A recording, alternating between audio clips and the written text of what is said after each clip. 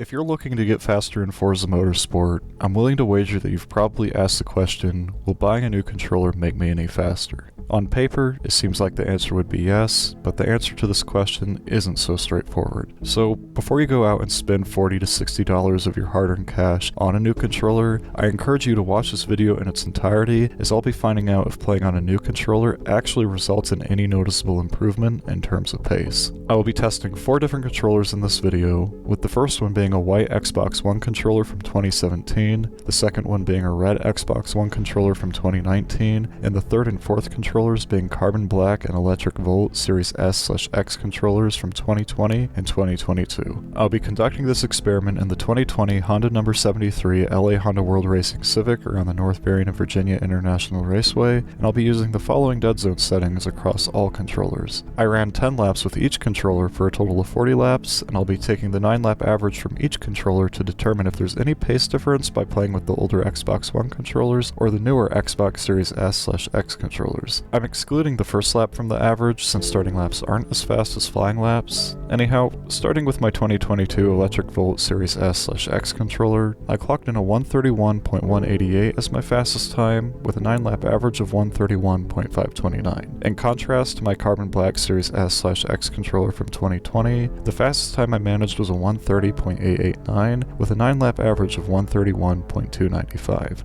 So, if you have an early Series S/X controller that doesn't have any major flaws like dying/dead vibration motors or buttons that register 2 inputs with 1 button press, buying a new controller in the hopes it'll make you faster would be a waste of $40 to $60, as, at least from my testing, the difference between my 2022 electric volt and 2020 carbon black ultimately comes down to margin of error. On the other hand, when looking at the older Xbox One controllers, I noticed a more substantial pace difference. With my red 2019 Xbox One controller, I clocked in a 131.284 as my fastest time, with a 9-lap average of 131.967. In contrast to my white Xbox One controller from 2017, my fastest time was a 134.472, with a 131.812 as the 9-lap average. There are several reasons why, at least from my testing, the Xbox One controllers are quite a bit slower than the newer Series S/X controllers. Firstly, I don't know if it's an issue exclusive to my Xbox One controllers in specific, but I noticed that the vibration feedback from the rumble motors felt significantly more numbed in comparison to that of my Series S/X controllers, so due to this I found it a bit more challenging to know what the car was doing, as the feedback I was receiving wasn't as clear and precise. Another thing to note is that Microsoft altered the triggers in the Series S/X controllers from their original Xbox One controllers, and for me personally, I much prefer the triggers of the Series S/X controllers. In comparison to the triggers in the original Xbox One controllers, it feels like there's less dead space in the Series S/X triggers. This reduction in dead space makes it way easier to be precise in my braking and throttle inputs, and lastly, it feels like there's less input latency in my Series S/X controllers over my original Xbox One controllers, which is a significant contributing factor as to why my lap times with my Series S/X controllers are faster than the times I manage with my Xbox One controllers. With that in mind, if you've got an older Xbox One controller, buying a newer Series S/X controller could help you find a few tenths in your lap times, but this should be taken with a grain of salt, as I'm more acquainted with the Series S/X controllers than I am with the Xbox One controllers, which makes this test not entirely fair. If I gave myself a month where I was only allowed to use an Xbox One controller, I'm sure that after getting fully acquainted with the Xbox One controller, there'd be hardly any pace difference compared to the Series S/X controllers. Ultimately, if you're interested in getting faster in Forza Motorsport, the greatest things that will improve your pace are running without any assists, depending on the car, learning the lines and driving styles of top players by running Rivals Mode events and watching Rivals Mode replays,